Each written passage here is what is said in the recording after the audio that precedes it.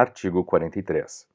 O poder público fará o levantamento nacional das terras devolutas, com o objetivo de definir áreas destinadas à conservação da natureza, no prazo de 5 anos após a publicação desta lei. Artigo 44. As ilhas oceânicas e costeiras destinam-se prioritariamente à proteção da natureza, e sua destinação para fins diversos deve ser precedida de autorização do órgão ambiental competente. Parágrafo único. Estão dispensados da autorização citada no caput os órgãos que se utilizam das citadas ilhas por força de dispositivos legais ou quando decorrerem de compromissos legais assumidos. Artigo 45. Excluem-se das indenizações referentes à regularização fundiária das unidades de conservação, derivadas ou não de desapropriação. Inciso 3. As espécies arbóreas declaradas imunes de corte pelo poder público. Inciso 4. Expectativas de ganhos e lucro cessante. Inciso 5. O resultado de cálculo efetuado mediante a operação de juros compostos. Inciso 6. As áreas que não tenham prova de domínio inequívoco e anterior à criação da unidade. Artigo 46. A instalação de redes de abastecimento de água, esgoto, energia e infraestrutura urbana em geral, em unidades de conservação, onde estes equipamentos são admitidos, depende de prévia aprovação do órgão responsável por sua administração, sem prejuízo da necessidade de elaboração de estudos de impacto ambiental e outras exigências legais. Parágrafo único. Esta mesma condição se aplica à zona de amortecimento das unidades do Grupo de Proteção Integral, bem como às áreas de propriedade privada inseridas nos limites dessas unidades, e ainda não indenizadas. Artigo 47. O órgão ou empresa, público ou privado, responsável pelo abastecimento de água ou que faça uso de recursos hídricos, beneficiário da proteção proporcionada por uma unidade de conservação, deve contribuir financeiramente para a proteção e implementação da unidade, de acordo com o disposto em regulamentação específica. Artigo 48. O órgão ou empresa, público ou privado, responsável pela geração e distribuição de energia elétrica, beneficiário da proteção oferecida por uma unidade de conservação, deve contribuir financeiramente para a proteção e implementação da unidade, de acordo com o disposto em regulamentação específica. Artigo 49. A área de uma unidade de conservação do Grupo de Proteção Integral é considerada zona rural, para os efeitos legais. Parágrafo único. A zona de amortecimento das unidades de conservação de que trata este artigo, uma vez definida formalmente, não pode ser transformada em zona urbana. Artigo 50. O Ministério do Meio Ambiente organizará e manterá um cadastro nacional de unidades de conservação, com a colaboração do IBAMA e dos órgãos estaduais e municipais competentes. Parágrafo 1º.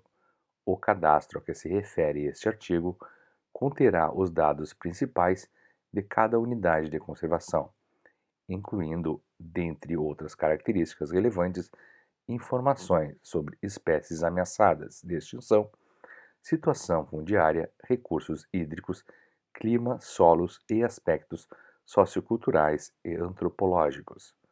Parágrafo 2º. O Ministério do Meio Ambiente divulgará e colocará à disposição do público interessado os dados constantes do cadastro. Artigo 51. O Poder Executivo Federal submeterá à apreciação do Congresso Nacional, a cada 2 anos, um relatório de avaliação global da situação das unidades de conservação federais do país. Artigo 52. Os mapas e cartas oficiais devem indicar as áreas que compõem o SNUC. Artigo 53. O IBAMA elaborará e divulgará periodicamente uma relação revista e atualizada das espécies da flora e da fauna ameaçadas de extinção no território brasileiro. Parágrafo único. O IBAMA incentivará os competentes órgãos estaduais e municipais a elaborarem relações equivalentes, abrangendo suas respectivas áreas de jurisdição. Artigo 54. O IBAMA, excepcionalmente, pode permitir a captura de exemplares de espécies ameaçadas de extinção destinadas a programas de criação em cativeiro ou formação de coleções científicas, de acordo com o disposto nesta lei, em regulamentação específica. Artigo 55.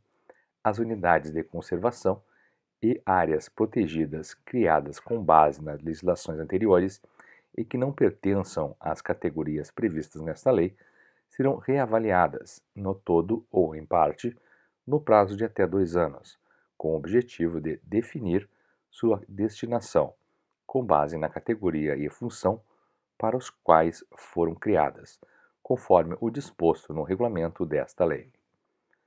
Artigo 57.